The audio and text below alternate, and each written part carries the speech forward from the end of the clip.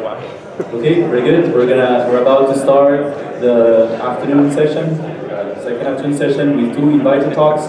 So please go back to your seat. It's my pleasure to introduce Matt Botvinick. He's the director of neuroscience research at DeepMind and honorary professor at the Gatsby Computational Neuroscience Institute at UCL. He got his medical degree at Cornell and his PhD at CMU in psychology and cognitive neuroscience. Then he held some faculty positions at Princeton and before that at the University of Pennsylvania. And today he's going to talk about applying variational information bottlenecks in hierarchical domains. Please welcome Matt Botvinick.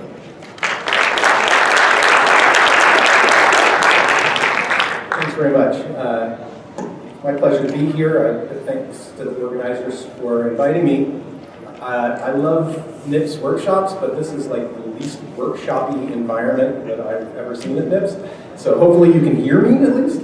I also want to say at the outset that, in a way I shouldn't have agreed to present because I have worked on hierarchical reinforcement learning a bunch, both on a computational front, but even more from a neuroscience perspective. And I kind of put it aside for a couple of years, especially after I joined DeepMind, and with the thought that it might be useful to kind of start from scratch and think it through again from some fundamental perspective. And so what I'm going to present in what follows is a set of ideas that are nascent, inchoate, and I'm really interested in getting feedback on them.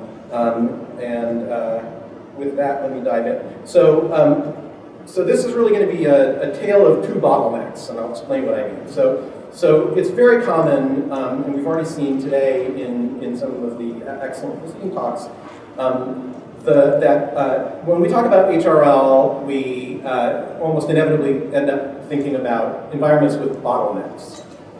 This is such an iconic figure that I probably don't need to explain what it is. It's just a sort of graph-based representation of the famous 4 rooms domain that's been a favorite of HRL researchers since the inception of the field. So these bottlenecks have sort of obvious intuitive relevance when it comes to hierarchical behavior as sub-goals. And it's not only in navigation where we find these bottlenecks. So a good example of a bottleneck in the non-navigation domain would be the bottlenecks that you find in the Tower of Hanoi problem. So in the Tower of Hanoi, you're supposed to move these disks around on posts in order to get them in a target configuration. And the only rule is you're not allowed to put a larger disk on top of a smaller disk. Of course, computer scientists are very familiar with this as are cognitive psychologists. But it has an interesting hierarchical structure. So if I make a graph of the state space, if I only have the small disk, then I can make a graph like this, one node for each position the disk can occupy. But when I add a larger disk, I induce a graph that looks like this green one here, which already has communities and bottlenecks. And the bottlenecks correspond to changes in position for the medium-sized disk. And then if I add the third disk, make this a 3-disk problem, I end up with this graph, and you can see there are some pretty nice bottleneck edges here. And these correspond to changes of position in the large disk. And so what's going on here, I'm sure it's obvious, is that bottlenecks in this non-spatial domain correspond to places where you change some state, the state of some, the value of some state variable that's important for changing other state variables. Like that state variable has to have a particular value in order for you to do a whole bunch of other stuff. And this is sort of obviously true of everyday life as well. If going to the bank machine is important if you want to do a whole bunch of other stuff, or putting your credit card into a reader is important if you want to get a whole bunch of other stuff. So the world is full of bottlenecks, and I think we all can see intuitively that they're important for HRL. But why are they important? I mean, I think it's important for us to think through the real formal implications of bottlenecks. So the idea that's usually the focus of effort in HRL, either explicitly or implicitly, is based on the recognition that bottlenecks structure action. If you live in an environment with bottlenecks, then that naturally gives rise to behavior that has subsegments that recur across many tasks. We played with this idea a few years ago in this paper on optimal behavioral hierarchy, where we asked the question, what is an optimal hierarchy? If you adopt the schemas of the options framework, what does it mean for an agent to have the optimal set of options? Can we be concrete about what that means? And we took a Bayesian model selection point of view where we said, well, okay, let's say we have an environment like this 4 rooms environment and a set of tasks, like say all shortest path problems in this environment. And now let's assume that we know the optimal policy for all of those tasks. Let's just assume this in order to make progress on this definition.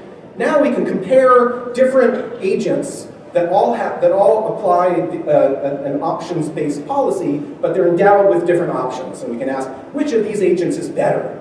Which of these agents is best? And the way that we went about formalizing that was to say, well, what's the probability of these target behaviors, all of these shortest paths, for example, given a particular set of options, a particular hierarchy? And you can use Bayes' law to compute the marginal likelihood. This is standard Bayesian model selection. And you can score hierarchies. And the hierarchies that end up explaining the behaviors best, in this sense, are the ones that have options that are frequently reused across tasks. So we'll come back to bottlenecks in 1 second, but I just want to mention one neat implication of this. So if you rank agents with different hierarchies on this model evidence score, 2 things follow immediately from the ranking that you end up with. Agents that have a higher score in this sense can describe the target behaviors with the smallest number of bits. So their code length is the shortest. That's nice from an information theoretic point of view. But more importantly, the agents that have the optimal hierarchy are guaranteed to solve new problems from the same distribution, on average, the fastest. I mention this because I know Peter Veal gave a talk earlier in this workshop. Unfortunately, I had to miss it. I wish I could have been here. But I understand that you talked about this excellent work using a meta-learning approach to HRL. And essentially, the idea in this work is to train a high-level controller that selects among low-level controllers, and then you reward the low-level controllers for very rapidly solving each task in a distribution of tasks. And that objective function is essentially sort of the mirror image of this Bayesian model selection approach. It says, find me the subroutines that solve new problems the fastest. And those are guaranteed in turn to have the best hierarchy in this model evidence sense. But why am I talking about this? I'm talking about this because if you apply this Bayesian model selection approach in a domain where it's actually tractable to compute these scores, namely graphs like this, what you find inevitably is that in any graph that has bottlenecks, the optimal hierarchy will carve this environment at those bottlenecks. Why? Because if you carve the environment at those bottlenecks and you define the transitions between these resulting regions as your sub-goals, you're going to end up with a set of options that are frequently reused. And again, we get from bottlenecks to reuse, or a repeated application of a particular sub policy. So that's what I'm talking about when I say that we work with this idea that bottlenecks structure action. But I want to focus in the remainder of my comments on a different, interestingly related but different perspective on bottlenecks. And that is the idea that bottlenecks structure relevant information. So some of you will recognize immediately that I have in mind work here by Van Dyke, Polanyi, and colleagues. They've published several papers playing with this idea. And the basic gist is this. Imagine that I'm this little guy and I live in this environment where there's a single doorway in the middle. And I'm at this location, and we're going to imagine 2 scenarios. I might want to go over here and get a burger, or I might want to go over here and get pizza. And so we can ask from an information theoretic point of view, to what extent does my initial action when I embark on either of these missions, to what extent does that action correlate with the goal that I am pursuing? Or as this expression suggests, what's the mutual information between the goal distribution and the initial action? And it'll probably be obvious from this diagram that, in fact, the mutual information is very low for this guy down here. In fact, it'll remain low until the guy gets to the doorway. The minute he goes through the doorway, the situation changes. Now, the mutual information between action and goal suddenly grows because my action is going to be quite different depending on which of these goals I'm pursuing. So there's an interesting information theoretic perspective here, which is, again, related to, but still, I think, slightly different in its implications than the structure of behavior implication. So this is just to explain what's going on here. We can see that the mutual information between action and goal is low until it gets to the door, and then boom, all of a sudden it spikes. Once the guy's headed for one of the goals, then it goes back down, right? Because assuming you're conditioning on the actions he's already taken, then you know where he's headed on his behavior. There are a lot of details here that affect the particular results that you get. But in any case, this is just an illustration of the kinds of simulations or visualizations that Van Dyke, Polanyi, and colleagues have done. In this larger rooms domain, they assume that the agent has to make a bunch of shortest path, solve a bunch of shortest path problems, and they find that these kind of states that are sort of in the middle of everything are the states where the agent needs the most information about a goal in order to make the right actions. You can get back to doorways and bottlenecks, though, if you change the equation a little bit in order to take into account history. So how much does the entropy over goals change when you get to a particular state from the previous state, given that you keep around information about all the actions that you made? Anyway, the details aren't important, but these information theoretic measures reveal bottlenecks just the same way that other analyses do. Okay, so I said this was going to be a tale of two bottlenecks. So far we talked about one bottleneck. Now let me talk about the other. Okay, so as my title suggested, we're interested in the information bottleneck. This is an idea that was introduced by Tishby back in the 90s. Some of the same people actually have been involved in this kind of work and the work we've just been talking about, but the idea is, at least initially, quite different. The idea here is that you've got a system that is trying to map from some variable x to some variable y, and the name of the game is to learn an intermediate representation that simultaneously satisfies two desiderata. The first is that you want the mutual information between that intermediate code and your predicted variable to be high. In other words, you want to accurately guess what y should be. But you want the mutual information between the input variable and that latent code to be low. So you want to throw away as much information as you can about the input variable, but still keeping around the information you need to predict the output variable. It's kind of a nice setting in which to learn abstractions.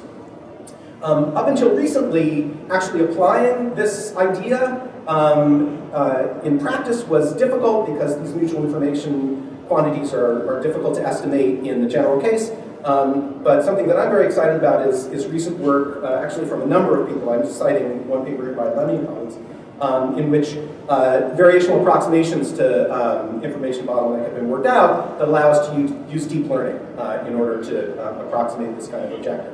So the idea here is to say, well, we're going to have some encoder that's going to take the input as well as some Gaussian random variable. People recognize this as the reparameterization trick, and we're going to try to predict the output based on that. But at the same time, we're going to include a KL cost. We're going to have some prior over the intermediate variable, maybe a Gaussian distribution, and we're going to penalize that latent code from departing from. So for those of you who know variational autoencoders, it's exactly the same math. The only difference is now we're talking about heteroencoder instead of an autoencoder. Okay, so now let's bring these two bottlenecks together. This is simply recapping what I was just talking about in the last slide. We've got some latent code and the input, and we're going to set a bound on that by imposing this KL cost on the latents. And now all we're going to do is just take that math and port it to this idea of relevant goal information that we started with. So we want we want to consider the mutual information between the goal and the immediate action, but we're going to consider that in a setting where we have some latent code intervening between those two, and we're going to place a bound on this mutual information using the same kind of KL cost. So just to make this concrete, we're going to build a neural network that has this topology. So it's taking an input which represents the current state, say a perceptual input. We're going to have some side information that represents the goal, and that's going to be always there. And both of those are going to feed forward in order to affect action selection. But we're going to put this bottleneck between the goal and the output. So we're going to apply a KL cost to this latent code C. So the idea in practice is going to be we'll sample a goal, we'll sample a trajectory of actions, and we'll penalize the encoder here for departure from the product. So in other words, we're going to end up with a system that's going to try to get away as much as possible without thinking about what goal it's pursuing, but it can represent that goal to some level of abstraction when it really needs to. And we're going to train the system in an RL setting using reinforce with a state value baseline, using just details.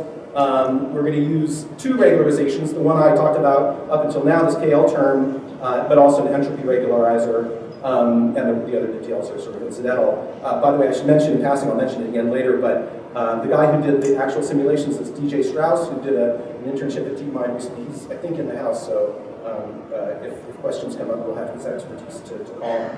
So what happens if you train a system like this? Well, let's just start with, actually we'll stick with pretty toy domains, because it's mainly the idea that I want to convey. But if this tiny, tiny tabular domain, where you have a guy who starts in the middle, and he can either be told that it's time to go get a burger over here, or it's time to go get a pizza over here, what you see when you look at the KL in that latent code is that it spikes right at the beginning, and then goes near zero from there on. So in other words, you have an agent that thinks, when it's starting out, what's the goal right now? Am I supposed to go left or right? But once it's on its way, it's not thinking about the goal at all anymore. It's just going on automatic. We can extend this to a slightly larger domain where we have a grid world where the agent spawns up here, and the goal is always down here. And in this case, let me just focus you in on one of these cases. So let's focus over here. So this is a case where the goal is at this gray spot, and the color code tells you what the KL in that Z code is for every other state in the environment. So basically what this shows is that the agent starts up here. You can see my cursor. Then there's a spike in KL at the beginning of the trajectory, and then nothing at all coming through that Z code until you get to the goal. So the agent says, where am I going at the beginning? And then after that is completely on automatic. And there are other cases where something similar happens. Here's a good example. The agent at first thinks, where am I going? Then goes on automatic once it's on its way, until it gets through the doorway in the last room, and then it has to remind itself again what goal it was going for. I keep saying go on automatic. The important point here is that this is an agent that has habits, right? So this is an agent that sometimes needs to think about what its goal is in order for its behavior to be adaptive in that setting. But under other conditions, it can simply rely on this direct pathway from state to action without thinking at all about what its current goal is. So this is a representation of the agent's habits in this domain. It turns out that setting things up this way helps with generalization, even in this teeny tiny domain. So this is, with acknowledgments, this is the most toy of toy domains, you can still find an effect here. So if you compare a vanilla agent that just has a single hidden layer against various versions of the bottleneck agent, and you train on half the goals in that domain, and then test on the other half of the goals, having that bottleneck helps with transfer a great deal, even in this very small environment. Now, we haven't scaled this approach up, but fortunately for us, there's very closely related work that was going on concurrently at DeepMind, which has been applied to larger domains. And I'm talking about the distral framework that was reported here at NIPS by Ui Tay and colleagues. So the basic idea here is very similar. You have some base policy pi naught, and then you have task-specific policies and the idea is that when you are pursuing some particular task, you're allowed to use your task-specific policy, but you're penalized with this same kind of KL cost for departing from your base policy. Where does the base policy come from? It's the result of distillation after the system is trained on every individual task. So like the features that all these tasks have in common get distilled into that pi-naught policy, and the system relies on that as much as it can, except when it can't get away with it. So the idea is very similar. I won't go through the details here. You can map our little system to the distral system. The distral system doesn't have a latent code, which is an interesting difference, but the idea is the same. And they do similar kinds of simulations with little toy worlds like we have. And they show that an advantage of this setup is sometimes it actually learns faster than a more traditional system, but it almost always shows greater stability. So you get a higher proportion of training runs working out. Okay, so let me see. Good. Okay, so just a few more thoughts. So, so I trained as a neuroscientist, and there's something about this setup that kind of makes my spidey sense tingle. Like there's something important going on here, and here's why. So all of this sounds a lot like what cognitive psychologists talk about as the distinction between automatic and controlled processing. So I'm showing a picture of the dorsolateral prefrontal cortex here because this is a part of the brain that's been implicated in controlled processing. So what am I talking about? Raise your hand if you know what the Stroop task is. Oh, okay, that's pretty good. Usually machine learners have never heard of it. But since not everybody raised their hand, let's just do a quick demo. I have maybe 3 more minutes. Is that all right? Okay, so when I say go, I want the people on that side of the room to go through that list, and I'll explain what that means in a second. And I want the people on this side of the room to go through that list. And what I mean is, I want you out loud to go through those words and name the color in which they are presented. So don't read the word, but tell me what color each word is presented in. And I'm going to say go, and then raise your hand the second you're done. Ready, set, go.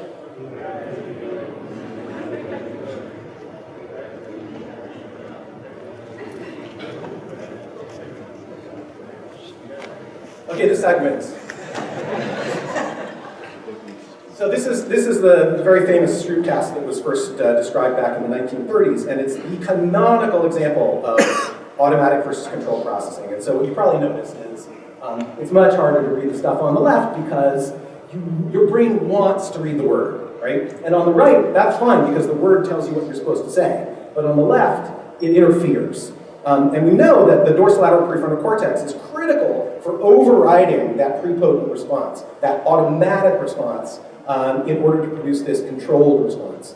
And this actually has been modeled using neural networks back since the 1990s. So this is a classic connectionist model of the Stroop task. One of the very first neural network models that was used to account for regional specification in the cerebral cortex. And the idea is you have pathways from color and word to vocalization, and the word reading pathway is stronger. The connection weights are more strongly positive. But in order to override that pathway, you need this auxiliary input, which is telling you what task you're supposed to be performing. And that's supposed to be the role of the prefrontal cortex. And this is still a very influential theory introduced by my thesis advisor, John Cohen. So you might say, oh, well, that's fine, but like, what about this cost term? Like you keep saying, oh, well, you don't want to use your goal representation. Well, it turns out that there's also a subjective cost associated with controlled processing for humans. I don't have time to go into the details here, but I'll just mention there's a literature that my lab has contributed to showing that all things being equal, people prefer not to use their prefrontal cortex. They'd rather go on automatic unless there are countervailing rewards.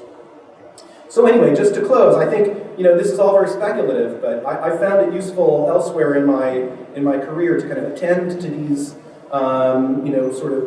intriguing parallels between AI techniques and neuroscience. And I think this parallel between an automatic habit pathway and a more controlled pathway that's costly, that conveys goal information when you need it.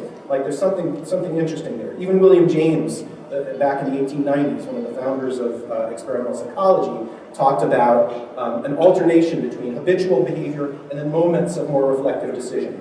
And then I think it's also interesting that if you go into the literature on prefrontal cortex, you find papers like isolation of a central bottleneck of information processing with time-resolved fMRI. There's the prefrontal cortex. Work on hierarchical reinforcement learning in neuroscience. focuses on the DLPFC. So there are some dots to connect here, and I look forward to chatting with people about that. So maybe there's a third bottleneck that we want to be considering. Again, I want to acknowledge DJ, and thank you for your attention.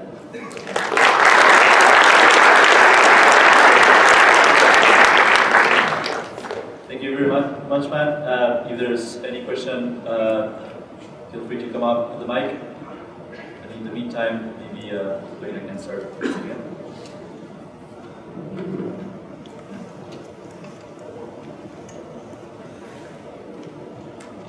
Thanks for the talk, very interesting. Maybe a somewhat uninformed question, but in human beings, you often start out with a reflective process, trying to think about how to do something. Over time, it becomes automatic. Yeah. How would you incorporate something like that into a framework like this? So habitization, like from a neuroscience point of view, habitization is usually thought of as a simple function of practice. Right? So the longer you do something, the more automatic it becomes. In fact, it's been shown that you can reverse the Stroop effect in certain ways if you give people extensive practice on what was the control response. So one interesting implication of this is as I mentioned, I've done some work on the cost of control, right? Why? And one thing that we always wrestled with in that work was why should empirically it seems like there's a cost of control. Like we can show that people don't want to use their prefrontal cortex; they'd rather use habit. But what's the normative explanation for that? Why should that be? Why could isn't it like if cognitive control or thinking about your goals and being deliberative is helping you maximize reward, then why should there be a cost associated with it? And this habitization issue introduces an interesting new possibility, which is so in the it's easiest to explain, I think, in the distro framework. So the reason that you want to penalize if you don't penalize departing from the default policy, then you end up distorting your default policy. In other words, by relying on a habit whenever possible, you end up with the best possible default policy. Yeah, I'm not sure if that's coming across clear. Yeah. But in other words, the things that you choose to do will affect what your pi naught is. And there is a single best pi naught. And it turns out that the best way to end up with the best habits is to be a little lazy. Thank you. Okay, so let's thank Matt once again.